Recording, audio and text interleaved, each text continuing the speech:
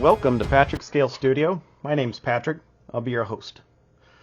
I'm sure you looked at the title of this video, and yep, Yorktown is not here right now except for right up here, up top. And I'll discuss why. We will discuss Yorktown a bit, and I'll show you where we're at so far with that and kind of the progress that's going on.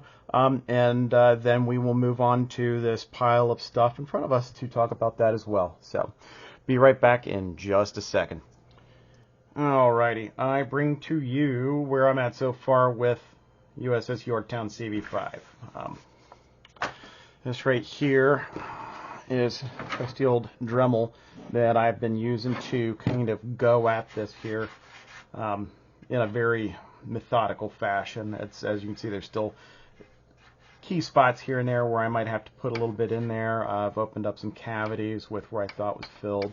A lot of what's hindering massive progress on this is waiting for some of the sprue goo and stuff inside to dry. When I was working at filling this out, because this front section, this front bow section has to be so thin if we're going to match it up to what it's supposed to be historically, I had to take a lot of the sprue goo and just dump it in there, and it takes forever to cure. It also gives me a lot of bubbles as it's curing. So, still more that's going to have to get filled into here eventually as well, but I wanted to start getting this sanded back. I haven't done anything on the other side. I'm hoping after I get this thinned down and pushed back a little bit more that I'll be able to take a really interesting comparison shot, and I can bring that to the channel as well, so you can kind of see the differences in what Trumpeter offers and, you know, what is actually historically, well, closer to historical accuracy, which is really thin up here and kind of bulbous down here. So that is where I'm at right now. This right here, and waiting on, waiting on all this stuff to cure, and then going back and sanding it, measuring it, and sanding it some more, measuring it some more, and then again waiting. It is soul-sucking, to say the least. Now, this is a hobby, so it's supposed to be a lot of fun for me, and that's the reason why I do it. Just bringing it to YouTube happens to be you know, a fun side effect for me, because I like putting this stuff out there and kind of showing off what I'm doing. But mainly this is supposed to be for my entertainment and my enjoyment, and it's going to be as accurate as I want it to be, not what anyone else wants it to be. But in order for me to have fun, I cannot just sit there and drive at it day in and day out. On top of the fact that I also have a full-time job and a full-time family. So, given that, progress is not happening as quickly as I'd like, even though it is still actually happening, and I am making progress on this. It should pick up a little bit more when we get here to, I believe, what they call midships. And I'm not 100% sure yet what I'm going to do back here, because this whole profile back here is also incorrect. It's not as incorrect as up front, but see how this is kind of rounded? I can kind of show you that profile there. Well, the actual whole profile is a little bit more straight. Not 100% straight, but a bit more straight than this. Now, making changes to that, though, means that I'm also altering and fixing where the propeller shafts go and where all these supports go. I'm not 100% sure yet. I'm going to mess around with that. At the end of the day, the biggest danger in making changes to anything is making changes to this topside area right here where these decks fit in. In fact, there is already, and I think it's just because I have to cut this here, I think some of the curing, the plastic and stuff like that has kind of drew this in a little bit. But I'm going to have to cut down there because this deck doesn't want to sit down the way it should right up here, right there in that spot. So that is the biggest danger so far of what I'm doing, is altering how those decks sit down, because when those decks don't sit down the way they're supposed to any longer, the rest of the ship's not going to be able to fall into place on top of it like it should. So Again, I know progress is slow. This is probably not as much of an update as anyone wanted. But again, I mean, I'm going at it with these tools in this, you know, and then coming back and checking it with my profile templates here and there, back and forth. It is a long process. It is a very long process.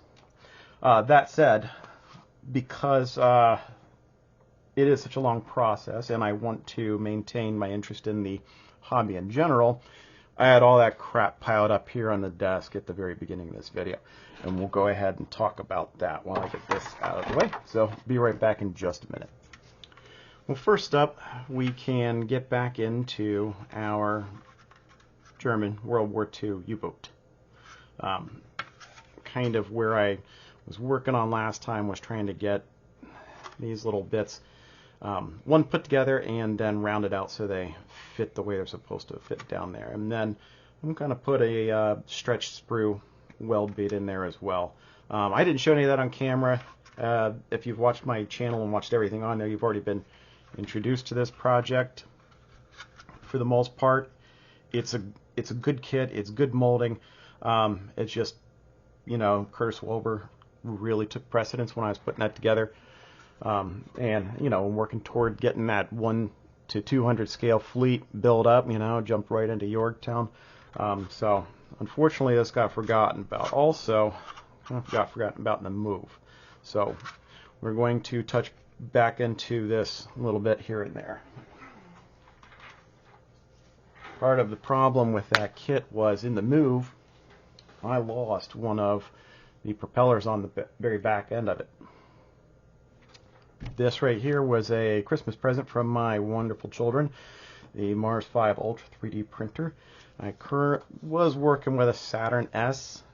This right here should really help me get a lot more accurate and precise prints, especially in that scale for a 1/44th scale propeller for a German World War II U-boat. So I'll be going through this and getting this set up and getting it dialed in so I can start printing out the placement parts that I need to down the road.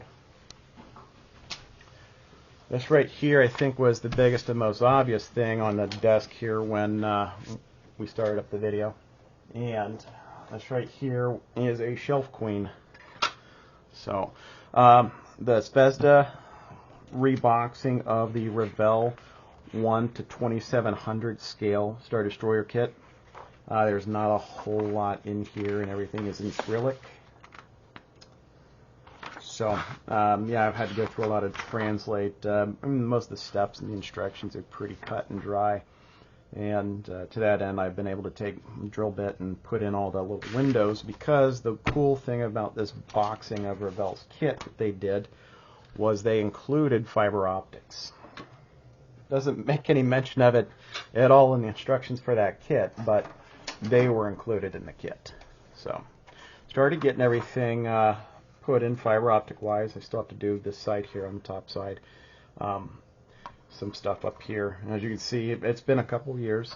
That resin is now yellow, but I went with resonance to the super glue because super glue's got a habit of getting brittle and breaking when you don't want it to. Here's the bottom. As you can see, it comes with a wiring harness. These are for the engines in the back. We'll go through the back there. And this right here will attach to the fiber optics that I've got in bundles. You can kind of see you get a neat effect there. So after I get all this, all the fiber optics put in, I'm going to end up putting in a light blocking paint job onto the inside of this.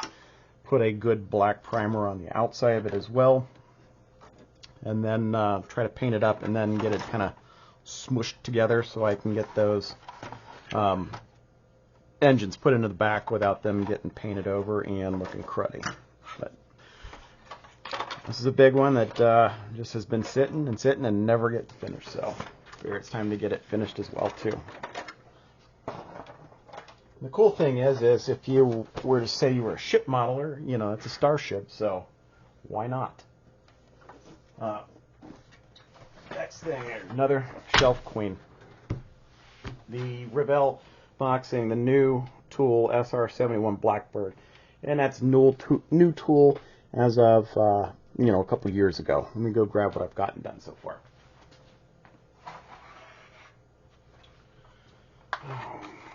Oh, that's actually not. I'll be right back in a second. All right, sorry about that.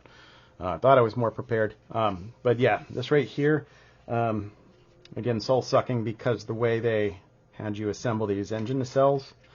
There's a horrid scene, and then I go back in, start rescribing in panel lines and stuff like that, and it's still not even 100% to where it should be, but it's better than the way they would have had us doing it. So, but eventually, this will look nice, and it's a rather large kit. I even got the Quinta Studios cockpit set for it. Kind of nice, kind of detailed. Got the engines painted up for the most part. And this right here was, if you look at pictures of the actual real thing, there are, it's weird, it's like a stepped progression on the amount of soot and burn into it, so I was trying to kind of represent that. Trying to detail up the landing gear bays as well. Not the easiest thing to do, especially when the pictures are out there, but it's not the best. And that's where we're at with that. So eventually we will get back into this and get this one done as well. Undecided yet whether or not I'm going to start any kind of a video series on detail on that, but let me get this out of the way. Here's something I was hoping that I'd be able to do some kind of a quick inbox review. Besides the 1 to 200 scale fleet that I'm working on, also I've got some 1 to 350 kits that I'd like to put together and detail out as much as possible and kind of bring to everybody, because again, it's a great hobby and I enjoy doing it. And this would have been great because from what I've read, the kit is actually really accurate. Hull looks good. Everything's there that should be there for 1945. So that's what I was planning on doing. However, this detail upset did not include any of this turned brass stuff. So I'm waiting on these parts to arrive now from either the supplier or from Verifier. We'll see. And I'll give you a further update when those come in and kind of go over what's in the kit and how I'm going to go about working on that.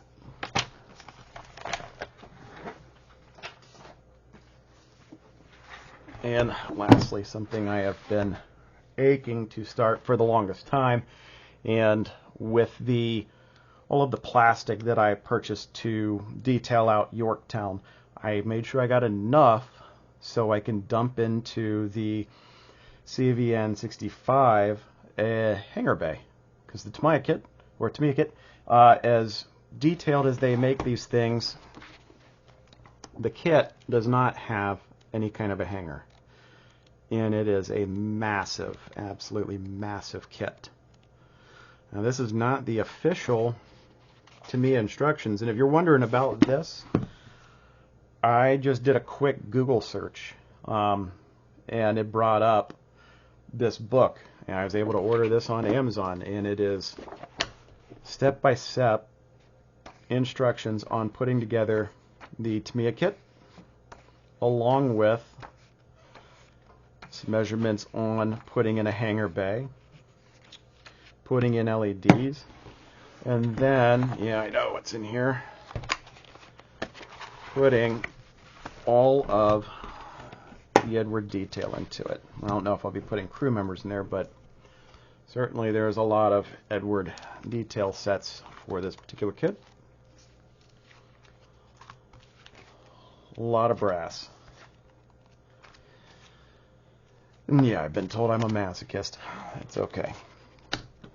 So that is kind of what we're going to put in front of us here to help take up some time in between sanding and measuring sessions on USS Yorktown.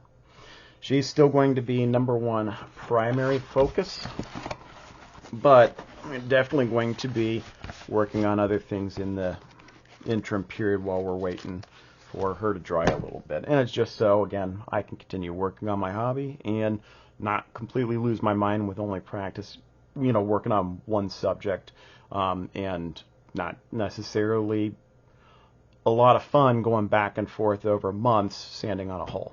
So that is it for right now. So just wanted to touch base with everybody. I hope you enjoyed this short video. Till I talk to you next time, stay safe, happy modeling, and hope you're enjoying your holiday season. Thank you.